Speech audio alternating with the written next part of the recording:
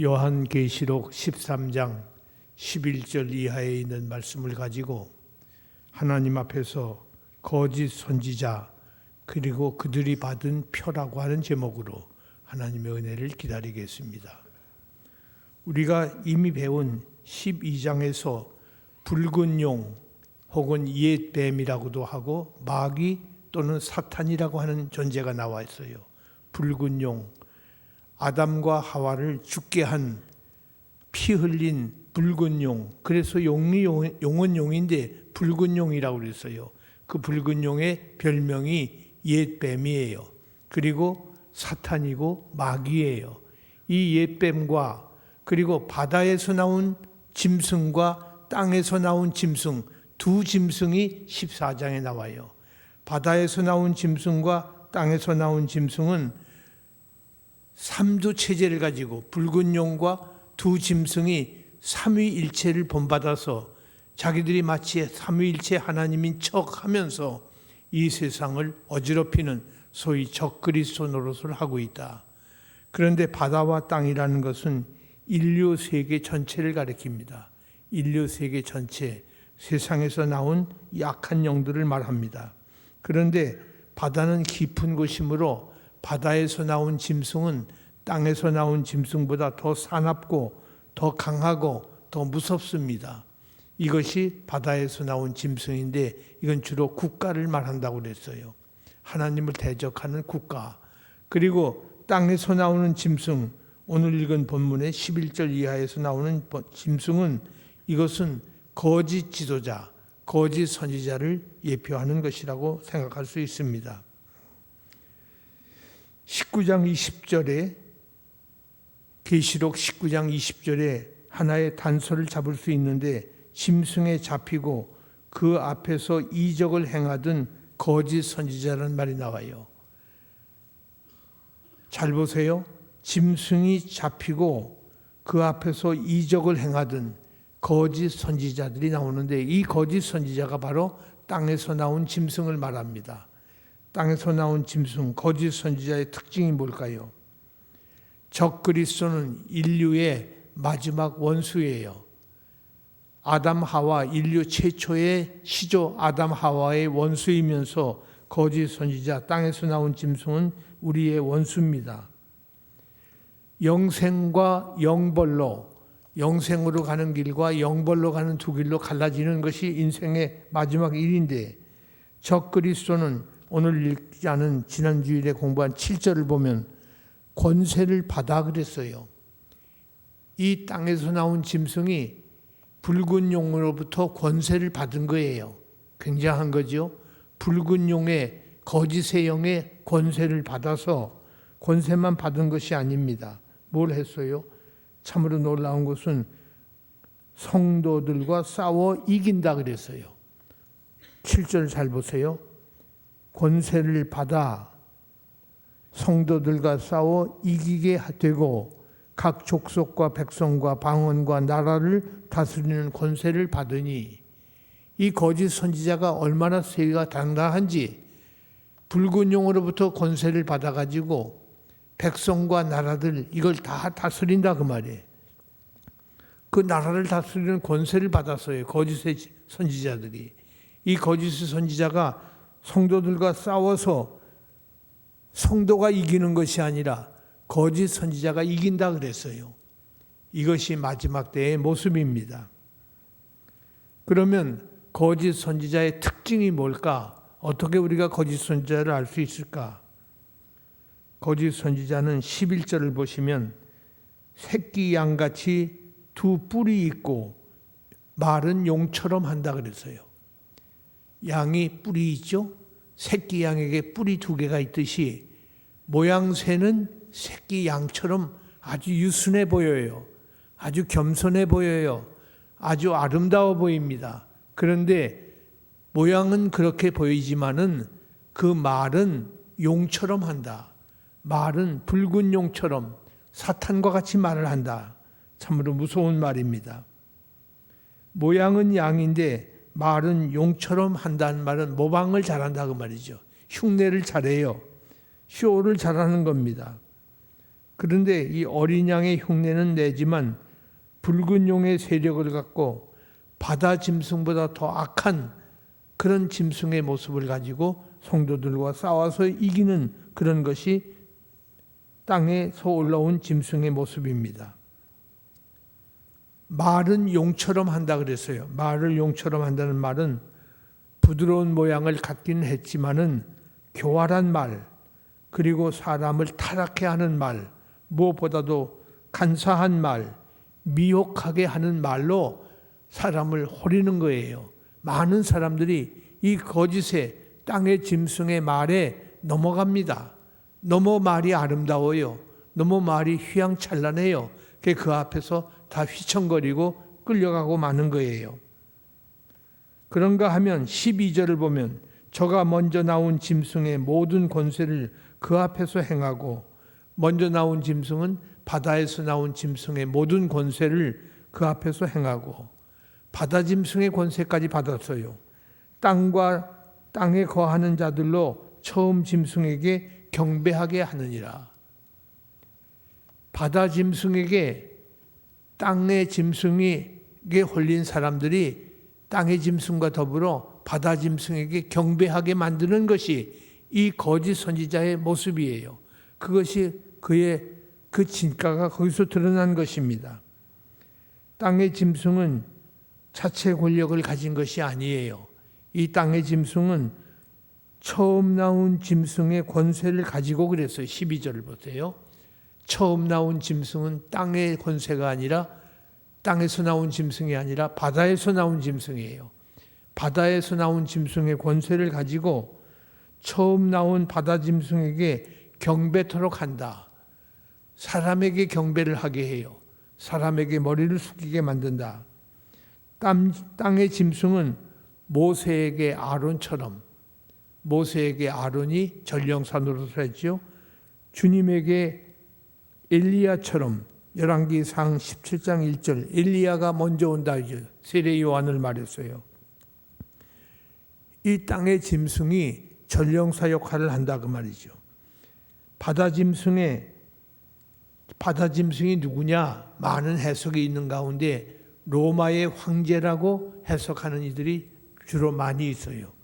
바다 짐승은 로마의 황제, 기독교를 박멸하려고 덤벼들던 로마의 황제라면, 땅의 짐승은 그 황제의 권세를 받아가지고 사람들로 하여금 로마 황제에게 절을 하게 하는, 경배케 하는 그런 거짓 선지자의 모형이 땅의 짐승이다. 바다 짐승에게 절을 하게 만드는 것이 땅의 짐승의 사명이에요. 여러분, 여기 황제 숭배라는 말이 중요합니다. 오늘 낮 예배 시간에 아주 좋은 설교를 들었어요. 훌륭한 설교를 들었는데 그게 무슨 설교가 나왔는 거 아니? 황제 제사장들이라는 말. 황제 제사장. 여러분, 왕 같은 제사장이라는 말 들어보셨죠? 우리 성도들은 왕 같은 제사장이다. 그 말을 많은 사람들이 어떻게 해석하는 거 아니? 왕의 권세를 가지고 우리가 마지막 날에 성도들이 제사장의 사명을 감당할 것이다. 그러니 우리가 얼마나 대단하냐? 그렇게 말해요.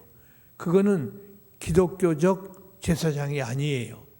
기독교는, 나는 예수님께서 하신 말씀이, 나는 섬김을 받으러 온 것이 아니요 도리어 섬기러 왔노니, 섬기러 왔다고 그랬어요. 그러니까 자신이 제물이 되시어서 섬기는 제물이 되신 것처럼, 왕 같은 제사장이라는 말은 오늘 정성국 목사님이 헬라어를 바로 번역했어요. 왕의 제사장이라고 그랬어요. 왕의 제사장은 뭐 하는 거 아니? 로마의 황제나 왕을, 로마의 황제를 예배하게 만드는 제사장, 그게 왕의 제사장이에요. 그런데 우리가 거기에 빗대서 왕의 제사장이 된다. 우리의 왕은 누구예요? 예수님이에요.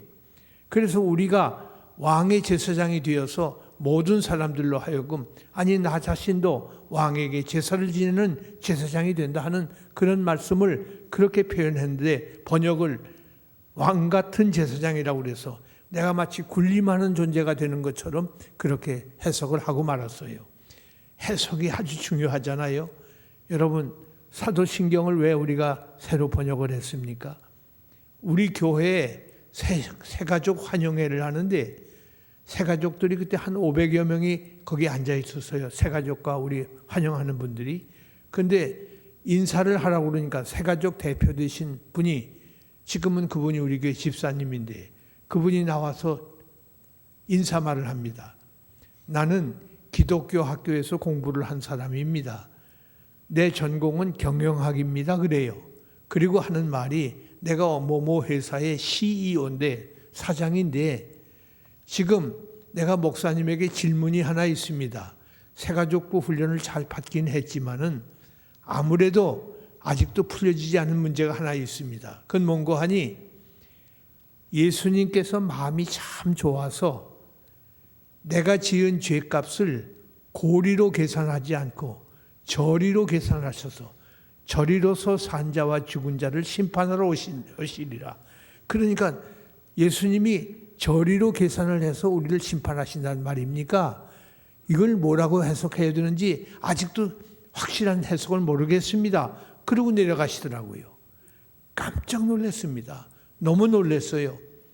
그 일이 끝난 후에, 죄송합니다, 그때 당시 우리 교회 부목사님들을 모아놓고 제가 질문을 했어요. 여러분은 그걸 어떻게 생각하십니까? 저리로서 산 자와 죽은 자를 심판하러 오십니다가 뭡니까? 그랬더니 대답을 안 하고 가만히 머리를 숙이고 있어요. 목사님들도 모르는 거예요.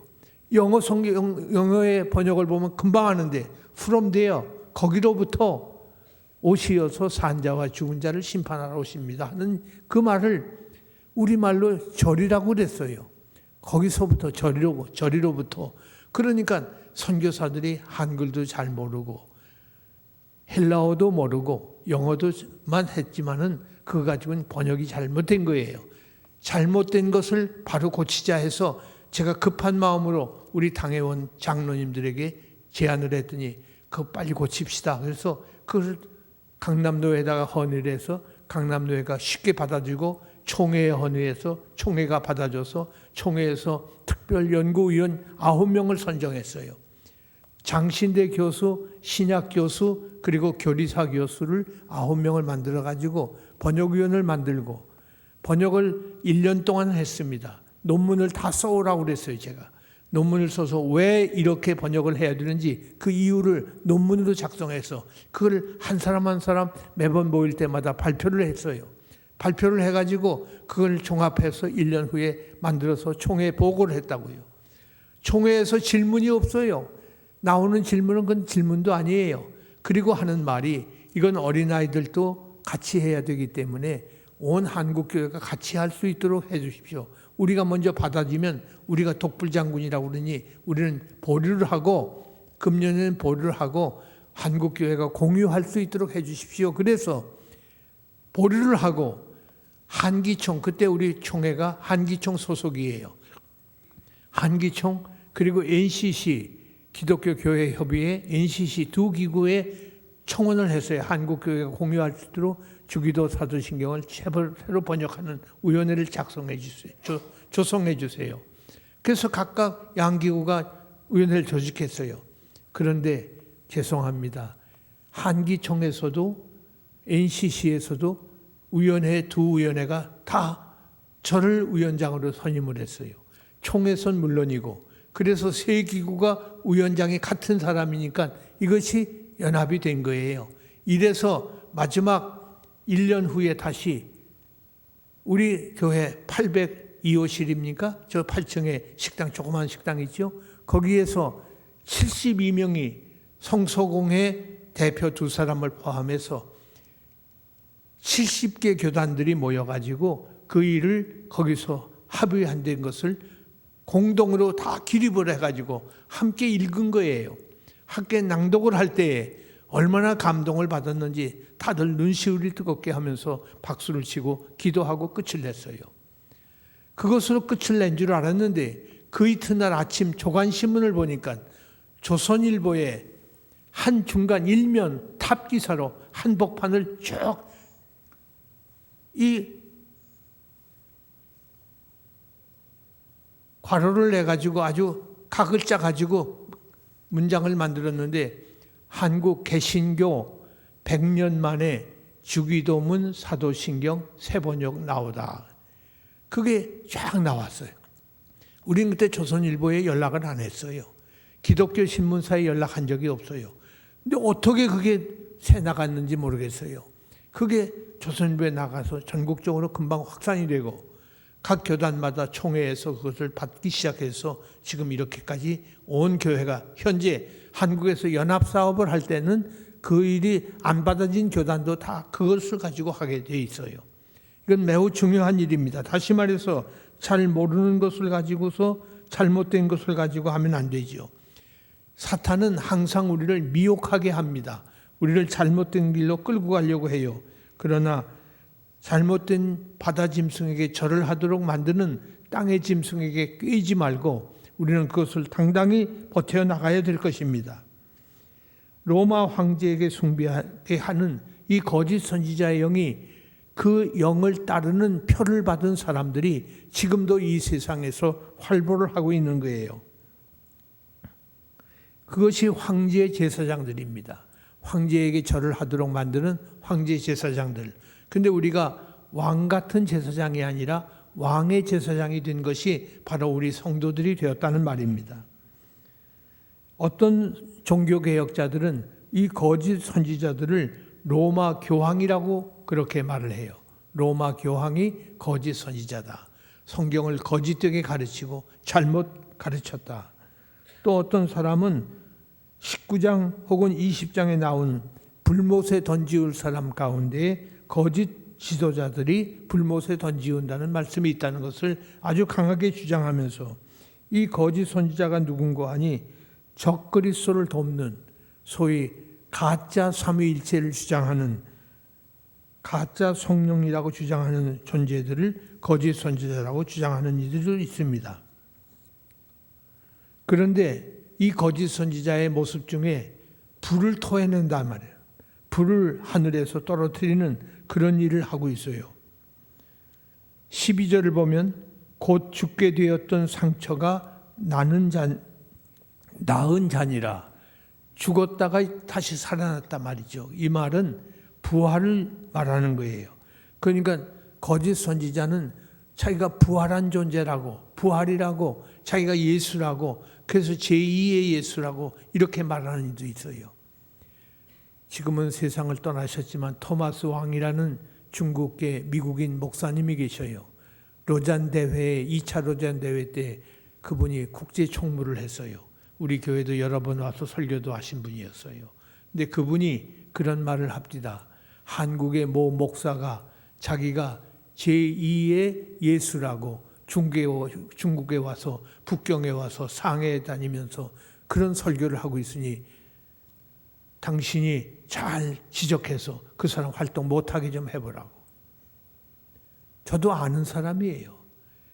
아니 외국 가서 자기가 제2의 예수라고 하고 다니는 사람이 한국에 있단 말이에요. 이것이 적그리스도예요. 적그리스도. 여기서 나온다 저기서 나온다 하면서 적그리스도가 나오고 있어요. 상급자의 주권적 능력을 사람들에게 확산시키면서 사람들로 하여금 그를 섬기게 만드는 자, 자기가 예수라고 하는가 하면 또 누구를 예수라고 믿으라고 거짓말로 자꾸 꾀이는 사람이에요. 그게 적그리스도입니다.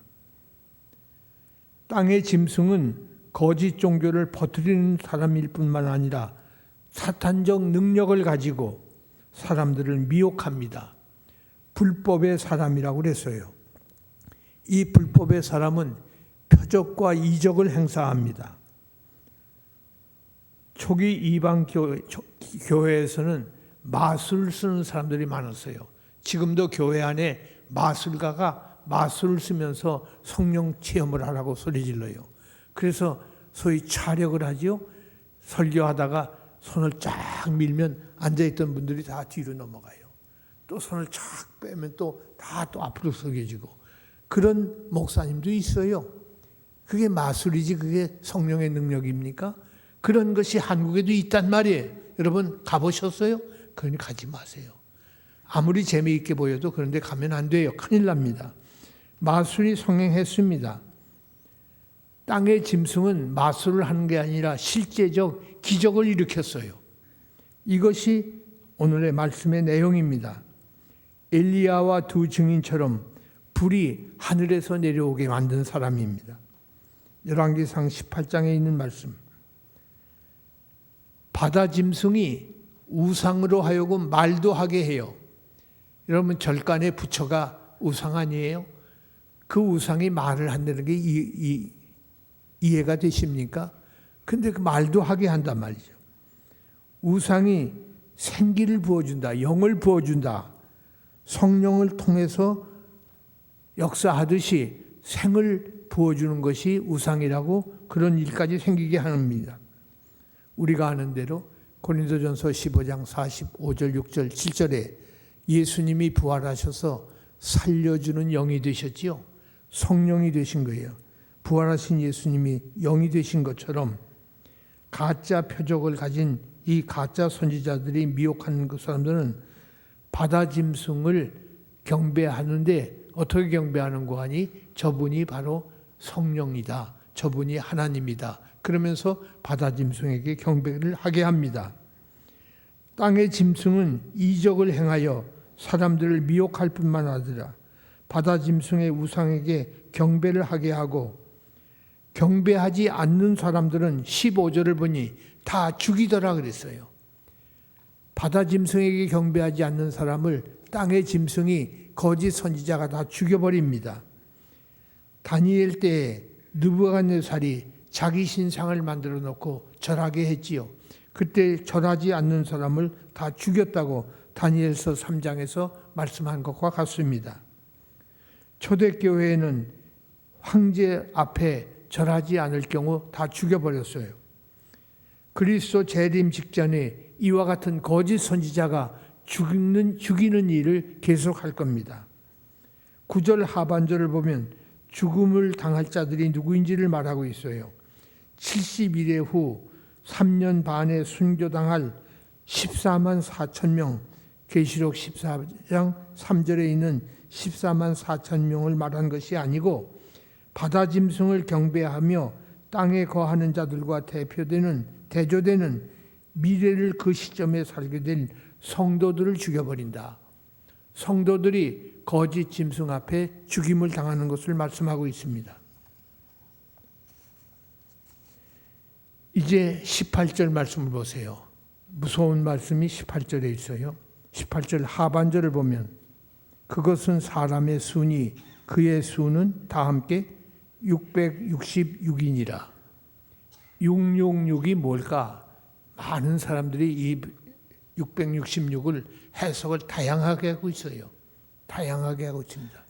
어떤 사람은 이 660은 거짓 선지자 사탄을 말하는데 이것이 누구다 이러는 거예요. 심지어 북한에서는 김일성이 투표를 한 투표소가 666인데 우리 어버이 수령께서 투표하신 그 투표소 번호가 666인데 남조선에서는 미신을 따르는 귀신을 따르는 기독교인들이 666을 아주 숭상하는 말을 많이 하고 있다고 이런 선전까지 하고 있어요. 이 666이 누굴 따른다는 말이 아니에요. 이것은 하나의 표를 말합니다. 무슨 표인고 하니 잘 보세요. 16절에 작은 자나 큰 자, 부자나 빈궁한 자, 자유자나 종들 모두가 오른손이나 이마에 바다 짐승의 표를 받게 되는데 그 표를 받지 않은 자는 매매도 하지 못하게 한다 그래서 17절에 보면 바다 짐승의 표를 받는데 어디에 받는 거 아니? 이마와 오른손에 바다 짐승의 표를 받아요.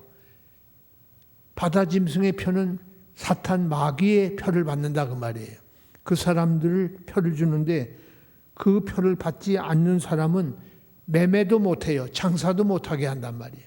팔고 사는 일을 못하게 하는 거예요. 도미시안 황제 때에 로마의 도미시안 황제 때에 충성치 않는 자, 자기에게 절하지 않는 자는 상당히 고통을 주면서 경제적인 그런 해를 당하기도 했습니다. 이 본문에 나타난 표라는 말은 황제의 이름과 날짜가 새겨진 스탬프에 찍힌 공적 문서의 도장을 말하는 것입니다. 그런데 유대인들이 성경 구절을 써가지고 어디다가 붙이고 다니는 거 아니? 이마와 아니면 왼쪽에 자밤에 왼팔에다가 성경 구절을 막 이렇게 박스같이 만들어서 그걸 집어넣어가지고 이마에 붙이고 다니거나 아니면 왼쪽에 붙이고 다녀요. 왼손에. 이것이 유대인들이 말하는 소위 성구함이라는 게 있어요. 지금도 유대인들은 꼭 그렇게 하고 있어요. 성경을, 말씀을 품고 다닙니다. 그런데 이 성구함은 왼손이지 오른손이 아닙니다. 그런데 이 거짓 짐승의 표는 오른손에 준다고 그랬어요. 이마와 오른손에. 이 표가 크리스토스라고 하는 헬라 말로 그리스도라고 하는 이 말의 첫 글자가 크시라고 하는 영어로 X자와 같이 생겼어요. 그 X가 아니에요. 엑스마스 그러는데 엑스마스가 아니에요. 이 크시라고 하는 이 X가 생긴 이 단어는 크리스찬이라는 말을 후에 길게 안 하고 그냥 크시라고만 쓰면 아, 이 사람 그리스도인이구나 라고 사람들이 알게 되었단 말이죠. 그 편이야. 그런데 사도 요한 시대에는 그 크시를 가지고 예수 믿는 사람이라는 증거를 갖지는 않았어요. 그렇기 때문에 이 표는 군인과 노예와 신전 봉사자들에게 낙인으로 찍어주는 것이다. 군인, 너는 어느 황제의 군인이다 하고 낙인을 찍어줘요. 또 성전 봉사자 뿐만 아니라 노예, 너는 주인이 누구다 하는 낙인을 찍어주는 거예요. 그것이 표입니다.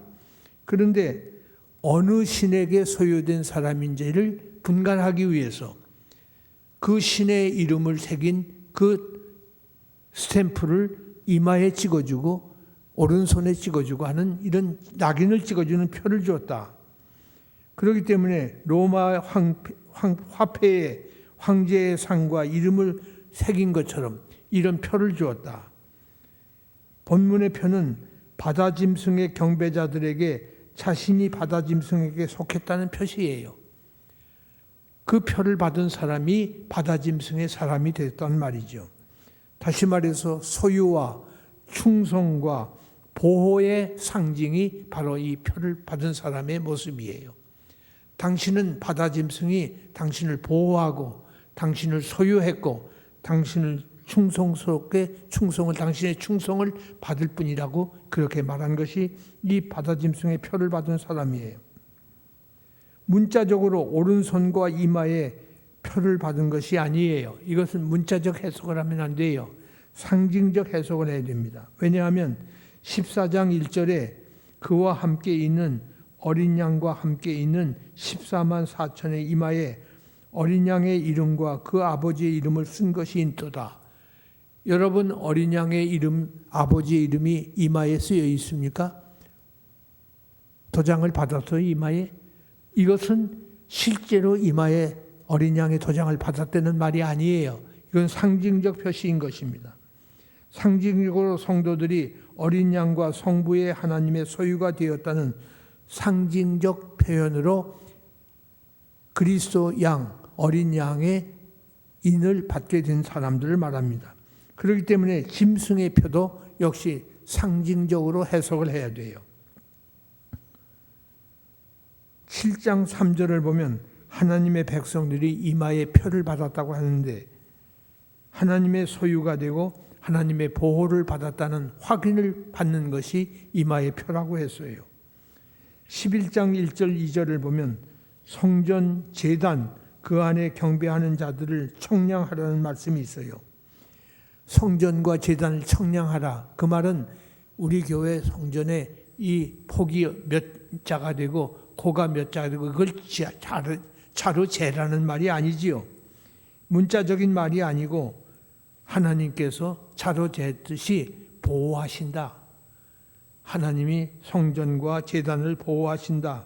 역시 상징적 말씀이 되는 것입니다.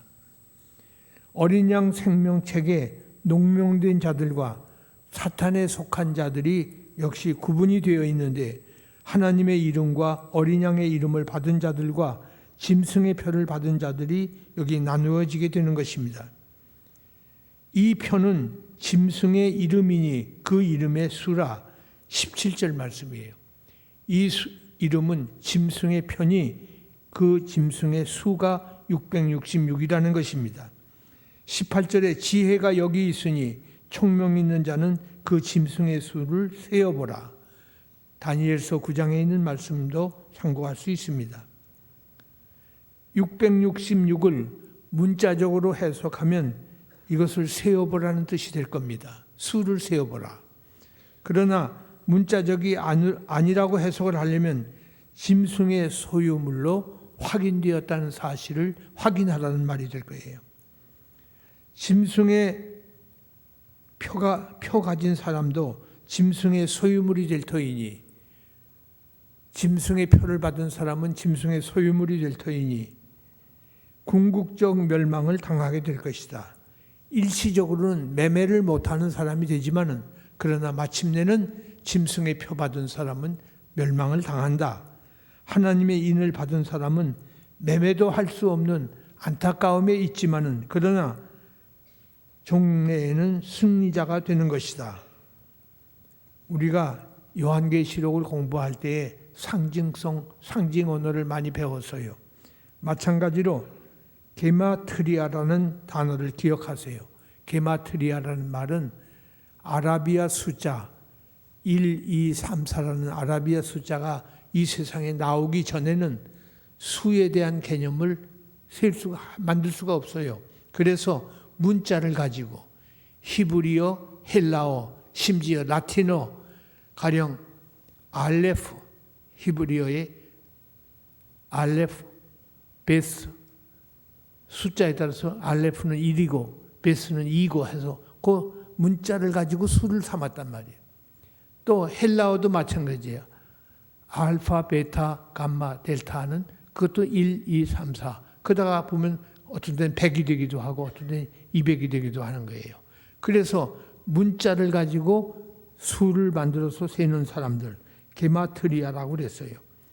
그런데 이 문자를 가지고 수를 세면서 많은 사람들이 예수님을 888이라고 생각을 했어요.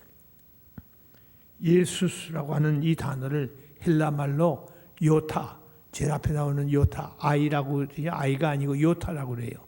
이 요타라는 아이라는 이 단어는 이것은 순서대로 하면 10번째예요. 그래서 열이라고 했고, 그 다음에 해, H 발음과 되는 해는 이것은 8번째고, 시그마, S처럼 된 것은 200이고, 여기 갑자기 200이 나와요. 그 다음에 오미크론, O로 된 것은 70이고, upsilon, U로 된 것은 700이고, 400이고, 그래서 더합하면 688이 돼요. 그런데 688을 어거지로 888이라고 만들었어요. 그 이유는 6은 인간의 숫자라. 그래서 인간보다 아주 우수한 분이라 해서 888, 7은 하늘 수고 6은 인간의 수인데 6보다 높은 하늘보다 높으신 예수님, 그래서 888이라고 그랬어요.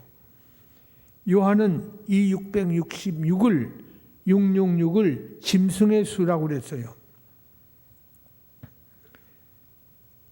초대교회 교부로 알려진 아이레니우스라는 사람은 666을 테이탄, 헬라 신화에 나오는 티탄스라고 하는 신화에 나오는 인물을 6666이라고 하고, 혹은 라테이노스, 666을 네로 혹은 도미시안, 시저, 로마 황제들의 모든 이름을 첫자를 모아보니까 666이 된다고 했습니다. 하여튼 666에 대한 해석이 너무 많아요. 너무 다양해요. 그런데 바벨론의 통치자 구스의 아들 니므로드라고 하는 사람, 이 님로드라고 우리 한국 성경말로 되어 있는데, 이 말을 역시 음역을 해보면 이것 역시 히브리어로 환산하면 666이 된다는 겁니다. 바벨론의 창설자. 나폴레온으로 해석하는 이도 있어요. 그런데 나폴레온은 그 끝을 TI를 붙여야 666이 됩니다. 네로 시저로 해석하는 이도 있어요. 이것도 역시 글자를 몇 개를 고쳐야 돼요. 이와 같이 666에 대한 해석은 다양하게 지금까지도 해석이 완전히 알려지질 않았어요. 미래의 적그리스도에 대한 예언을 말한 것이라면 아마 그때가 되어 봐야 666이 무엇인지를 알게 될 것입니다. 666이 616으로도 해석이 돼요. 그러나 사본학을 연구하는 사람들에 의하면 616보다는 666이 원문에 더 가까운 본문이라고 그렇게 지적을 합니다. 요한은 짐승의 숫자를 말한다고 그랬어요. 제 선생님, 저를 가르친 필립 휴스라고 하는 웨스트민스터 신학교의 신학 교수가 있는데 그분은 이것은 짐승의 숫자를 말한다. 성경에 있는 그대로예요. 6은 사람의 수고 7은 하늘 수인데 6을 3번 반복한 666은 인간을 말할 뿐만 아니라 인본주의 혹은 삼위일체를 인간적으로 해석하는 가짜 삼위일체 이런 것들을 666이라고 그래서 거짓 지도자를 말하는 거예요. 붉은 용, 바다 짐승, 땅의 짐승 그래서 삼위일체라고 말하는 것 같습니다. 짐승의 수를 말하기보다 도덕적으로 짐승의 본질을 얘기해야 될 거예요. 붉은 용은 뭡니까? 거짓의 용, 거짓의 압이라고 그랬어요. 두 짐승 사납게 덤벼드는 역시 거짓의 영이에요. 삼두체제를 말하고 있어요. 하나님의 백성으로 하여금 하나님을 버리고 하나님께 대적하게 만드는 사탄을 말하는 것입니다. 짐승을 섬기지 않으면 법적으로 매매도 금하고 죽음까지 각오해야 되니 이 때를 살기가 신자들에게는 참으로 어려운 때가 아닐 수가 없습니다. 그러나 사탄은 종말에 가서는 반드시 망한다. 반드시 망한다. 성도는 인내로서 믿음을 지켜야 한다고 10절에 말하고 있어요. 성도에게 아주 중요한 덕성 중에 하나는 오래 참는 거예요. 인내하는 거예요. 믿음이 얼마나 좋은지 얼마나 약한지를 아는 비결은 얼마나 오래 참는가 그렇지 못한가를 보아서 우리가 성도의 믿음을 알 수 있는데 인내와 믿음을 인내로서 믿음을 지켜야 한다는 이 말은 인내가 있어야 믿음을 지키는 것입니다. 요한 당시에 아니 오늘날도 장래에도 적그리스도의 사탄적 위협은 계속되고 있습니다. 우리를 유혹해서 넘어지게 하는 적그리스도의 활동은 지금도 계속 오고 있지만은 예수 그리스도가 우리의 주님이시라는 이 믿음을 빼앗기지 말고 끝까지 지키는 성도가 되자는 말씀이에요. 우리 영혼에 짐승의 표시나 흔적 또는 가증스러운 것들이 전혀 발견되어서는 안 됩니다. 우리는 깨끗한 영을 가지고 하나님만 섬겨야 됩니다. 거짓 선지자와 그 표를 받은 자가 아니라 우리는 어린 양의 표와 그 이마에 표를 받는 하나님의 참 사람들이 되어 하나님의 진정한 교회를 이루는 택한 백성의 모임이 되는 하나님의 교회에 속한 하나님의 백성이 되기를 간절히 소원합니다. 기도하겠습니다. 하나님 아버지, 오늘도 땅의 짐승의 이 거짓의 지도자, 선지자들을 공부했습니다. 우리가 이 말씀을 읽고 이 말씀을 들으면서도 이렇게 가슴이 답답한데 하나님께서 얼마나 안타까운 심정으로 이 말씀을 기록으로 남기어 우리에게 주셨겠습니까? 주여, 자다가 깰 때가 되었으니 이제 졸거나 혹은 우물쭈물하는 성도가 아니라 결사적으로 악한 영에 덤벼드는 세력을 대항할 수 있는 저희들이 될지언정 끌려가고 쫓겨가는 부끄러운 자 없게 하여 주옵소서. 서울교회 땅에서 나오는 이 짐승과 그리고 바다에서 나오는 짐승에게 끌려가는 쫓겨가는 부끄러운 교회가 되지 않게 하옵시되 오직 이마에 그리스도의 영이 그 그리스도의 표가 붙은 하나님의 백성들이 하나님의 교회를 세우는 복 있는 교회가 되게 하여 주옵소서. 주께서 함께 하시고 이 교회의 주가 되시며 이 교회의 왕이 되시는 우리 주님 예수 그리스도의 이름으로 기도드립니다.